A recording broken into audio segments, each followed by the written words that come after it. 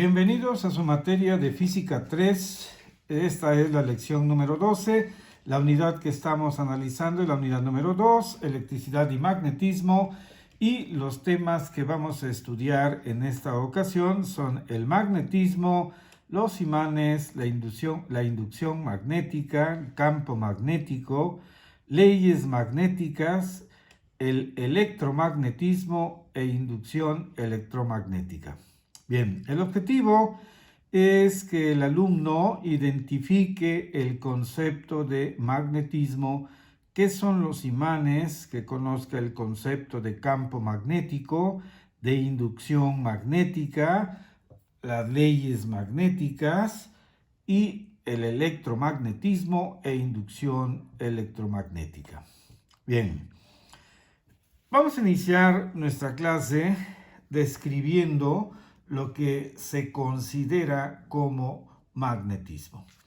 Bien, entonces el magnetismo es un fenómeno físico por el cual algunos materiales ejercen fuerzas de atracción o de repulsión sobre otros. Dentro de ellos, pues están los que conocemos comúnmente como imanes. Bien, y que los podemos describir de la siguiente manera. Bien, los imanes, ¿verdad?, son aquellos materiales que presentan propiedades magnéticas, es decir, tienen la propiedad de generar un campo magnético, ¿verdad? Y obviamente por eso se les llama imanes. Bien, ahora ya aquí tocamos el concepto de campo magnético, entonces vamos a ver qué cosa es un campo magnético.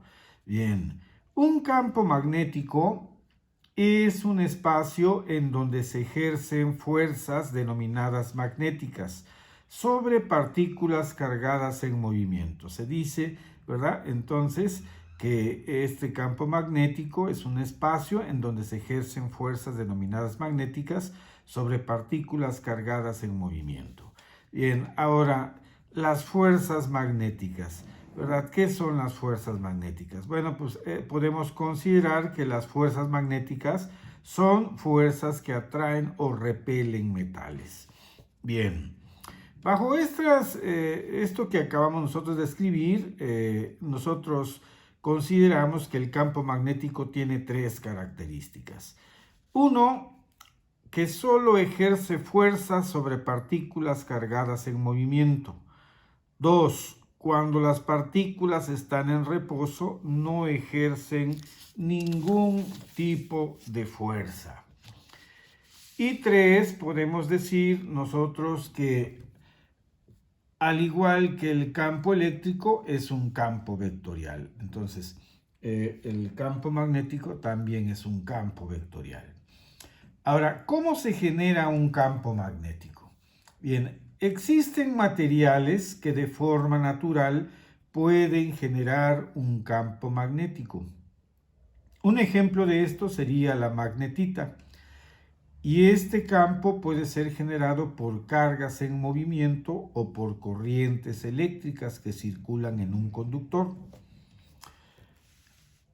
Hasta el año de 1831 se trabajó por la producción de electricidad por medios químicos y por fricción, pero Faraday y Henry independientemente descubrieron el principio de las corrientes inducidas. Ellos descubrieron que se genera una fuerza electromotriz en un alambre en línea recta o cuando se enrolle como una bobina y sean cortados por las líneas de fuerza de un imán.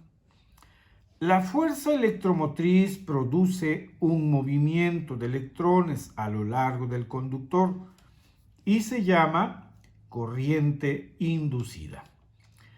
En estas condiciones se demostró que el magnetismo produce electricidad y la electricidad produce magnetismo.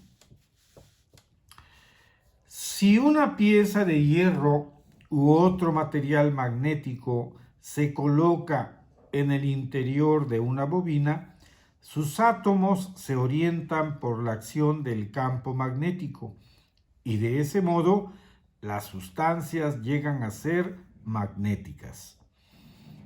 Ordinariamente, los materiales magnéticos tienen una alta permeabilidad y baja retentividad y son los más empleados.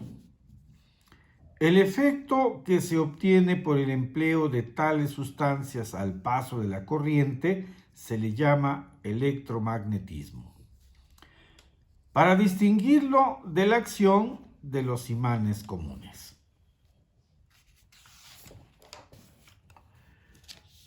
Una corriente eléctrica desarrolla tres importantes aspectos. 1. La presencia de un campo magnético alrededor de la corriente. 2. El calentamiento del conductor por donde pasa la corriente. Y 3. La corriente que pasa por ciertas soluciones o electrolitos desarrolla una actividad química que se conoce con el nombre de electrólisis. Los tres aspectos mencionados pueden presentarse simultáneamente. La electrólisis es una transformación de la sustancia al paso de la corriente eléctrica. Todo líquido contiene iones, puede conducir una corriente eléctrica y se convierte en un electrolito. Es conocida la observación del físico danés Ørsted al hacer pasar sobre una brújula a través de un alambre corriente eléctrica, notando que la corriente desarrolla un campo magnético alrededor del alambre. En otras palabras, la electricidad produce magnetismo. Una brújula se desvía al paso de la corriente eléctrica. Sabiéndose la dirección que sigue la aguja de acuerdo con una regla que se conoce como regla de la mano derecha. Regla de la mano derecha. Esta regla nos indica que el dedo pulgar, el gordo, apunta la dirección de las líneas de fuerza del imán, o sea, del campo magnético.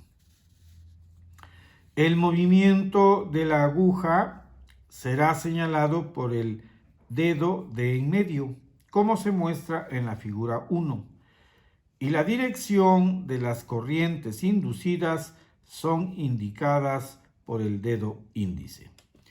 Vamos a ver entonces esta figura número 1. Bien, aquí tenemos nosotros, ¿verdad?, este croquis que nos muestra, bueno, aquí un trozo de alambre, aquí tenemos nosotros un imán y nosotros vemos que esta es la regla de la mano derecha.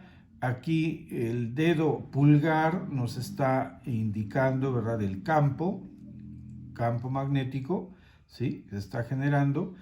El dedo índice, la corriente, ¿verdad?, de la corriente que está fluyendo en ese sentido. Y el dedo medio nos indica el movimiento, ¿verdad? El movimiento, ¿sí? Muy bien. Ahora, si se desea conocer el campo magnético alrededor de la corriente, vamos a observar la figura 2, donde se ha colocado limaduras de hierro sobre una placa de vidrio o de cartón y se atraviesa por un alambre con corriente, las líneas de fuerza se muestran con círculos concéntricos muy visibles en que las limaduras se orientan en línea norte-sur, moviéndose el polo norte de la aguja en el sentido de las manecillas del reloj si la corriente fluye de arriba hacia abajo y en sentido contrario si la corriente fluye de abajo hacia arriba. El sentido de la corriente lo indicará el dedo pulgar. Cuando la mano derecha toma al propio alambre y la dirección de las líneas de fuerza las dan los dedos índice y medio. Vamos a analizar primeramente esta figurita. Aquí tenemos nosotros un hilo, ¿verdad? Es un alambre que atraviesa lo que es esta plaquita, que puede ser un vidrio o puede ser cartón. Aquí en la parte de arriba estamos viendo nosotros lo que son limaduras metálicas. Entonces aquí pasa lo que es el alambre, que está conectado obviamente a una pila. Esta es una pila, ¿verdad? Entonces hay corriente eléctrica. Aquí nosotros estamos viendo la regla de la mano derecha, ¿verdad? La mano, ¿verdad? Cómo está agarrando prácticamente el alambre. Y el dedo pulgar indica, ¿verdad? Cómo está fluyendo la corriente. Indica la corriente hacia arriba. En este caso está fluyendo de abajo hacia arriba y vemos nosotros cómo si ponemos ahí el norte de una brújula, ¿verdad? Una brújula aquí, cómo esta se va a orientar y va a girar en el sentido en el que contrario al que giran las manecillas del reloj. ¿Por qué razón? Porque la corriente está fluyendo de abajo hacia arriba. Si nosotros tuviéramos que la corriente estuviera fluyendo de arriba hacia abajo, bueno, pues entonces aquí nosotros tendríamos que, ¿verdad?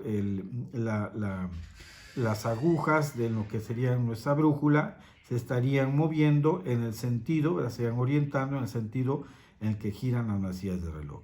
Como quiera que sea, el efecto obviamente del campo magnético se muestra con círculos concéntricos muy visibles. Aquí está cómo se van pues a formar prácticamente con las limaduras metálicas, se van a formar estos círculos concéntricos, ¿verdad? Y bueno, son muy visibles, ¿verdad? De tal manera que, pues bueno, este efecto, ¿verdad? Siempre va a suceder, siempre va a suceder. Entonces, aquí vemos en esta otra figura, aquí nosotros vemos también una línea, un alambre con corriente eléctrica, está conectado a lo que es una pila. Vemos nosotros aquí la regla de la mano derecha de la siguiente manera.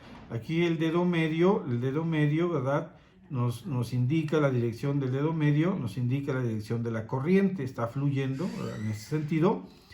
Y aquí esto está ejerciendo obviamente una atracción, ¿verdad? Aquí está generando lo que es un campo magnético, aquí está una brújula y en el dedo pulgar indica la dirección del polo norte. Aquí está indicando la dirección del polo norte.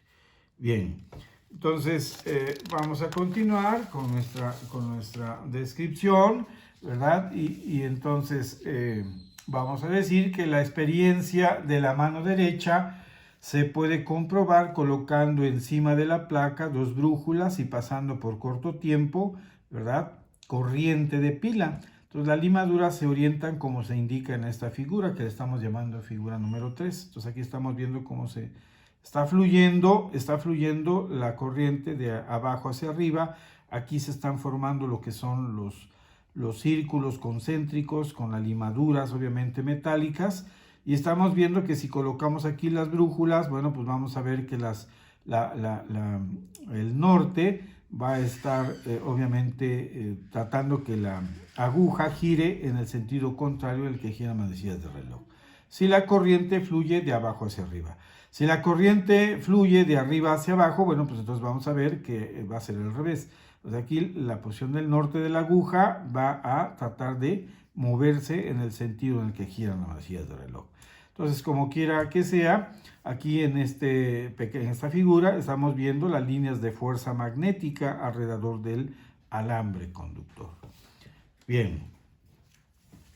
En 1831 hizo Faraday un importante descubrimiento, aumentando el conocimiento de ese tiempo sobre la electricidad y el magnetismo, indicando que el magnetismo también producía electricidad. Encontró que un alambre al moverse dentro de un imán de herradura, como vamos a ver aquí en la figura número 4, una corriente fluía a lo largo del alambre, corriente que se ponía de manifiesto mediante un galvanómetro.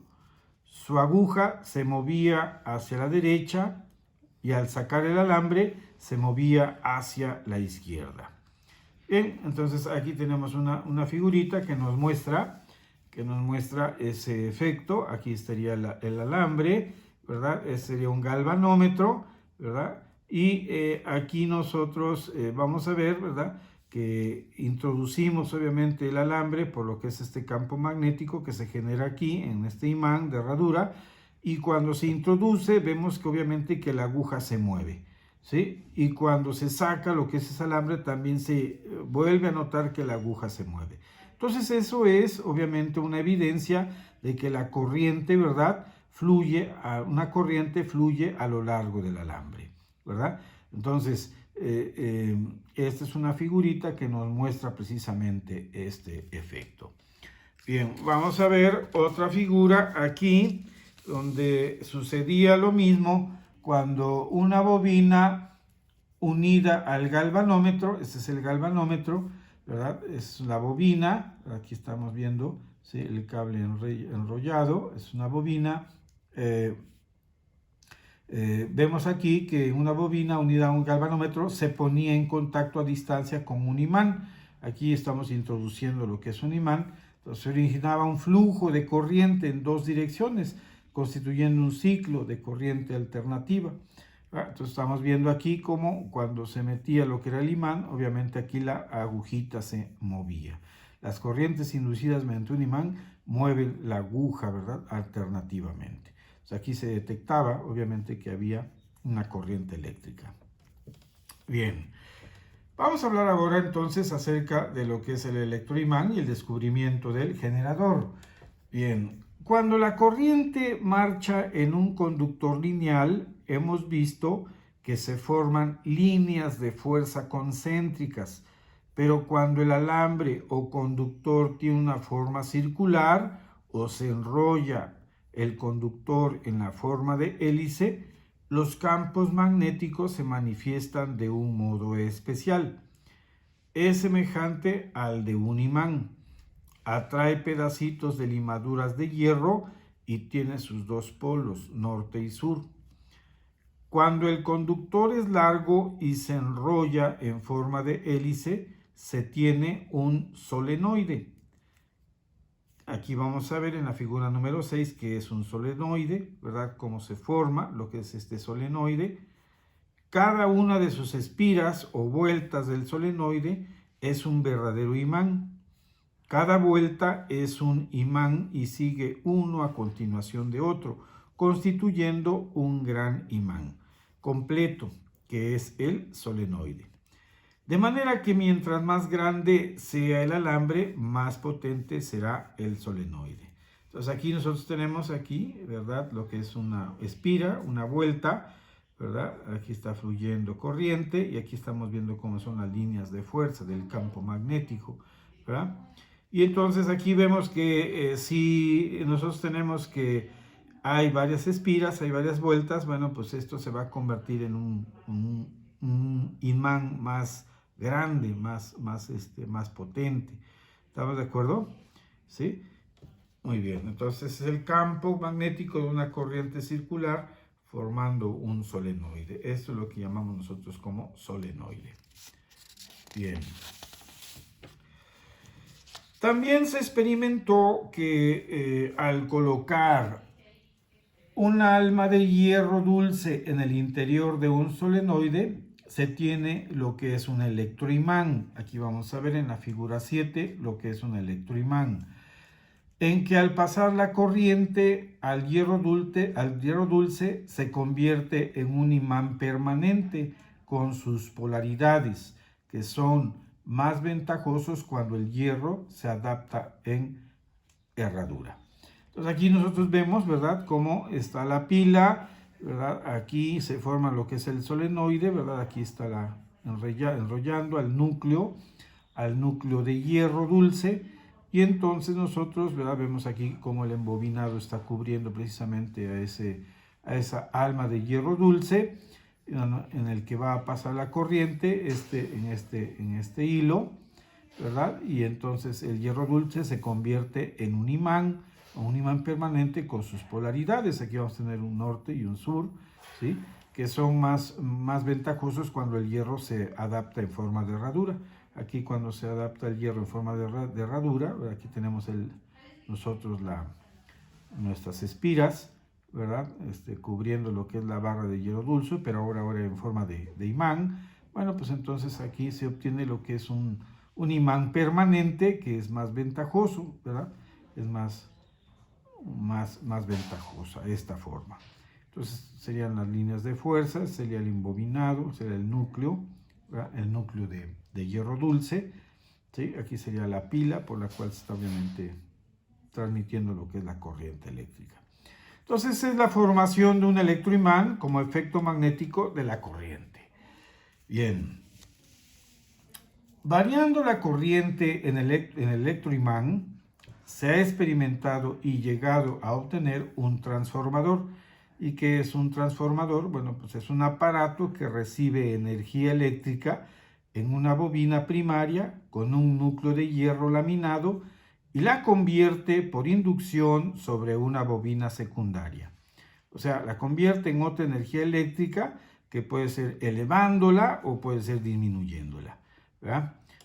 La bobina primaria lleva algunas vueltas de alambre y se conecta en serie con una pila y con un switch o interruptor de corriente, como observamos nosotros en la figura 8 y 9. Aquí tenemos nosotros en la figura 8, tenemos un esquema de un sencillo transformador con electroimán. Así aquí nosotros va a funcionar. Se le está aquí introduciendo, ¿verdad? En esta parte, ¿verdad? Ese sería lo que es el núcleo de hierro, ¿verdad? El núcleo de hierro.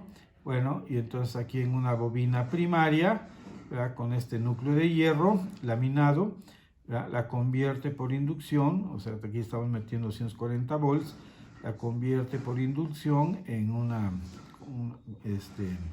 sobre una bobina secundaria, la convierte en otra energía, ¿verdad? En este caso, bueno, la está elevando, entonces aquí elevó a 1200 volts, ¿verdad? Pero pues bueno, la puede elevar o la puede disminuir, ¿verdad? Entonces aquí vemos en la figura 9 un diagrama de un transformador para reducción. Aquí sería normalmente, ¿verdad? Una forma cuadrangular y aquí sería una forma circular. Muy bien. Bueno, continuamos.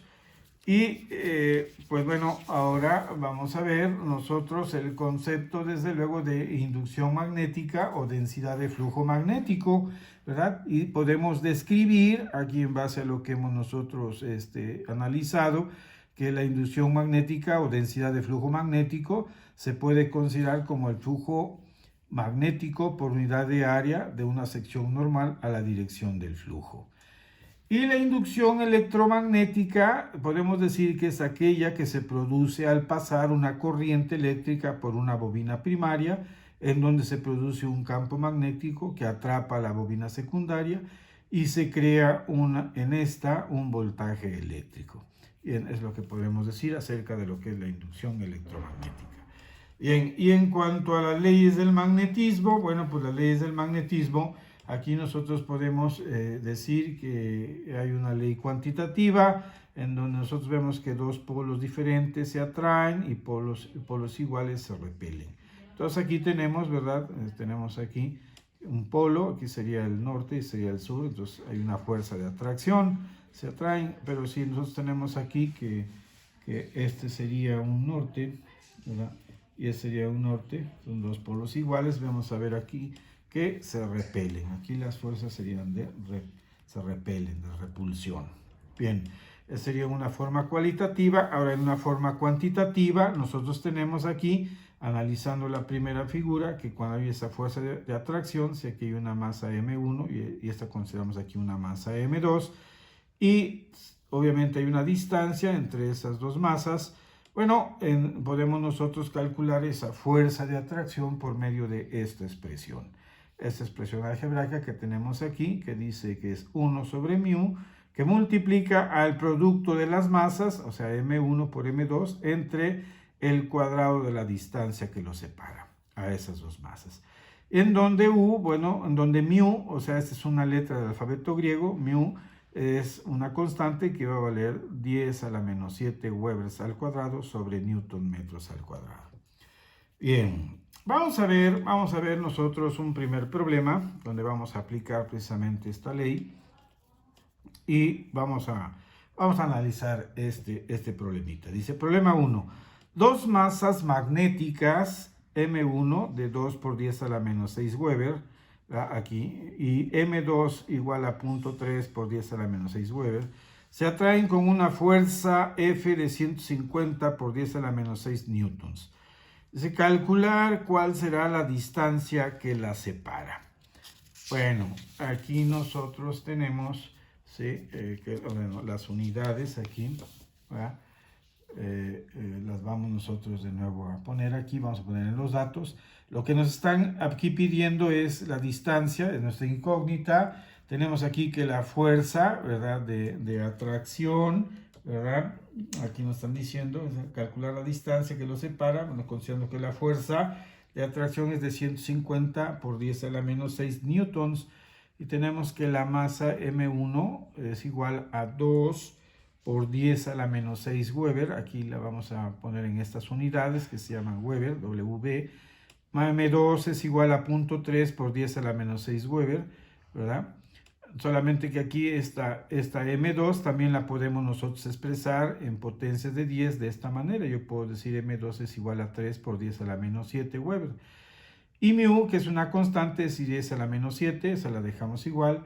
La fórmula obviamente que vamos a utilizar sería esta, que ya la escribimos anteriormente. Fuerza de atracción es igual a 1 sobre mu por el producto de M1 por M2 entre la distancia de esas dos masas elevada al cuadrado.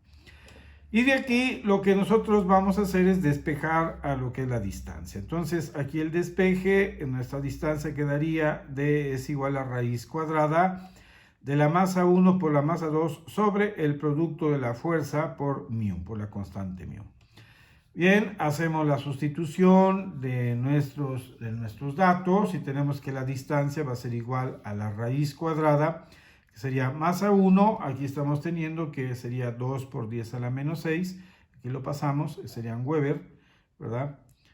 Y lo multiplicamos por la masa 2, que viene siendo, aquí vamos a agarrar esta que es 3 por 10 a la menos 7, vamos a poner 3 por 10 a la menos 7 Weber, entre el producto de la fuerza que vale, de la fuerza de atracción que vale 150 por 10 a la menos 6 newtons, por la constante mu, que vale 10 a la menos 7. Muy bien, aquí nosotros vemos que, bueno, aquí dejé esto, aquí esto lo pasé a 10 a la menos 7, porque aquí nos vamos a dar cuenta que las potencias se van a eliminar, este 10 a la menos 6 con este 10 a la menos 6 se va a eliminar, este 10 a la menos 7 con este 10 a la menos 7 se van a eliminar, y prácticamente nada más me quedaría aquí adentro de lo que es el radical, me quedaría 2 por 3, aquí sería 2 por 3, y lo divido entre 150. Entonces por esa razón lo hice, por eso pasé aquí, si se dan cuenta, por eso pasé aquí este punto, 3 por 10 a la menos 6, lo expresé como 3 por 10 a la menos 7. Muy bien, entonces me queda esta operación que es sencilla. Entonces aquí serían 2 por 3, 6, entre 150. Esto tiene que darles D igual a raíz cuadrada de 0.04. Sacan la raíz cuadrada de 0.04 y esto va a ser igual a 0.2 metros. Hacemos el análisis de unidades y aquí tienen que quedarnos en metros. Vamos a hacerlo para que ustedes no tengan ningún problema. Aquí nosotros teníamos Weber en esta parte. Bueno, si analizamos las unidades, fíjense bien, aquí tenemos Weber, que va a multiplicar a esto también que está expresado en Weber, ¿sí? Y aquí abajo tenemos nosotros que estos serían, ¿verdad? Estos serían newtons, y las unidades de esta mu, aquí las tenemos, serían, aquí les voy a repetir, sería Weber al cuadrado sobre Newton metro al cuadrado. Entonces vamos a pasarlas aquí, vamos a ponerlas aquí, esto lo voy a multiplicar por Weber al cuadrado sobre Newton metro elevado al cuadrado. Entonces aquí esto pues nos quedaría de la siguiente manera, nos quedaría aquí así, ¿verdad? Aquí arriba Weber por Weber sería Weber elevado al cuadrado, y aquí abajo nos quedarían Newton por Weber elevado al cuadrado entre Newton metro al cuadrado. Entonces, esto que está aquí, yo lo puedo expresar también así, ¿verdad? Yo lo puedo expresar como Weber elevado al cuadrado entre 1, y aquí lo voy a dividir entre Newton por Weber elevado al cuadrado entre Newton metro cuadrado. Entonces aquí vamos a hacer multiplicar extremos por extremos, y aquí nos quedarían arriba nos quedarían WB, o sea, Weber al cuadrado por Newton metro al cuadrado, y ahora aquí multiplicamos medios por medios y nos quedaría lo de abajo, y nos quedarían Newton Weber elevado al cuadrado. Entonces aquí vemos que los Webers se van a eliminar, Newton se van a eliminar, y me quedan metros cuadrados, pero como aquí vamos a sacarle raíz cuadrada, por eso es que me quedan metros nada más, ¿verdad? Aquí esto, acuérdense bien, hay que sacarle raíz cuadrada, aquí me quedan metros. Entonces aquí esto sería raíz cuadrada de todo esto, y entonces aquí, por eso me va a quedar metros aquí, y 0.2 metros es igual a 20 centímetros, entonces aquí ya hago la operación, D es igual a 20 centímetros, ¿de acuerdo? Muy bien, entonces sería mi resultado, aquí lo pongo, la distancia sería igual a 20 centímetros, sería la distancia igual a 20 centímetros. Muy bien, vamos a ver un segundo problema aquí rápidamente, y vamos nosotros a trabajar en este problemita que dice determinar la corriente que debe circular por un conductor para que la inducción magnética en un punto situado perpendicularmente a 32 centímetros del alambre, o de aquel, sea 2.5 por 10 a la menos 7, ¿verdad? Teslas. Bien, entonces aquí vamos nosotros a poner como datos los siguientes. Aquí la intensidad de la corriente, nuestra incógnita, aquí nos están preguntando determinar la corriente, ¿sí?, que debe circular por el conductor, o sea, el alambre, bien, y para que la inducción magnética en un campo, en un punto situado perpendicularmente a 32 centímetros, a la distancia que hay entre ellos dos, ¿verdad? Por esa distancia la vamos a considerar R igual a 32 centímetros, ¿sí? 32 centímetros vamos a pasarlas a metros, R es igual a 0.32 metros, ¿verdad? Y decía ahí que determina la corriente, ¿verdad?, que debe circular por un conductor para que la inducción magnética B, esta inducción magnética la vamos a llamar B, en un punto situado a 32 centímetros, la distancia 32 centímetros, sea de 2.5 por 10 a la menos 7. O sea, la inducción magnética B sea igual a 2.5 por 10 a la menos 7. Aquí serían teslas metro sobre amperes. Teslas metro sobre amperes. Esas serían las unidades. Y aquí vamos a poner que el valor de pi que vamos a tomar sería de 3.1416, y el valor de mu es una constante, la vamos a tomar en 12.56 por 10 a la menos 7 teslas metro sobre amperes. Esas serían nuestras unidades. La fórmula que vamos a ocupar aquí va a ser B, ¿verdad? Esa es la inducción magnética. B va a ser igual a mu por I mayúscula entre 2pi por R, ¿sí? Esa va a ser nuestra fórmula. Aquí nosotros vamos a despejar, nos están preguntando la intensidad, aquí está la intensidad de nuestra incógnita, la despejamos, y esto nos va a quedar 2pi por R por B. O sea, esto que está dividiendo lo pasamos prácticamente para el otro lado multiplicando, y este que está multiplicando lo pasamos para el otro lado dividiendo. Entonces prácticamente nos quedaría esto, y es igual a 2pi por R por B entre mu. Muy bien, aquí ya nada más lo que hacemos es la sustitución, ¿verdad? Tenemos aquí 2 por pi, que es 3.1416, por R, que viene siendo la distancia, 0.32 metros, ¿verdad? Y lo multiplicamos por B, que es la inducción magnética. Y entonces aquí tenemos 2.5 por 10 a la menos 7 teslas, ¿verdad? Son las unidades de la inducción magnética, son teslas, ¿sí? Y esto lo dividimos entre valor de mu, que vale 12.56 por 10 a la menos 7 teslas metro sobre amperes. Muy bien, hacemos estas operaciones y nos van a dar 5.026 por 10 a la menos 7 teslas metro teslas metro, me van a quedar las unidades teslas metro, y voy a dividir entre 12.56 por 10 a la menos 7 teslas metro sobre amperes. Aquí nos vamos a dar cuenta que prácticamente las teslas metro se van a eliminar y nos van a quedar amperes prácticamente. Si quieren ustedes hacer la ley del sándwich aquí, extremos por extremos y medios por medios, van a ver que esto le va a quedar aquí en unidades amperes, ¿verdad?